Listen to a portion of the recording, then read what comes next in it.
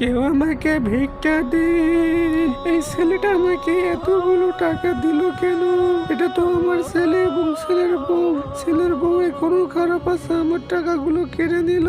এই তুমি এখনো তোমার মাকে এত ভালোবাসো, এতগুলো টাকা কেন দিচ্ছ? ওকে নিয়ে আমাদের চোখের সামনে পড়তে হলো। হে আল্লাহ, আমি এতদিন পর আমার মাকে খুঁজে পেয়েছি। আমার গাড়িতে যতগুলো টাকা আছে এবং যত খাবার আছে সবগুলো আমার মাকে দিয়ে দিব এবং আমার দুষ্ট বউকে না জানিয়ে এবং একটা কাগজে আমার বাসার অ্যাড্রেস নোট করে দিলাম। আমার মা যেন পরবর্তীতে আমার বাসা খুব সহজেই খুঁজে পায়। এখন আমি এটা মুড়ে ব্যাগে রাখবো, টাকা এবং অ্যাড্রেসটা ব্যাগের নিচে রাখবো এবং খাবার জিনিসগুলো উপরে রাখবো যেন আমার বউ দেখতে না পায়। এতদিন পর আমি আমার মাকে ফিরে পাইছি। মা মা মা, এই যে ধরো ব্যাগে কিছু খাবার আছে, এগুলো নাও। ব্যাগটা দেখে ভালো করে টাকা আনছো নাকি আবার? তুমি থাকো এখানে, তোমার মাও ফকিন্নি, তুমি একটা ফকিন্নি, তোমার ফকিন্নি মাকে নিয়ে থাকো। মা, তুমি এতদিন কোথায় ছিলে? তোমাকে আমি এত খোঁজাখুঁজি করছি।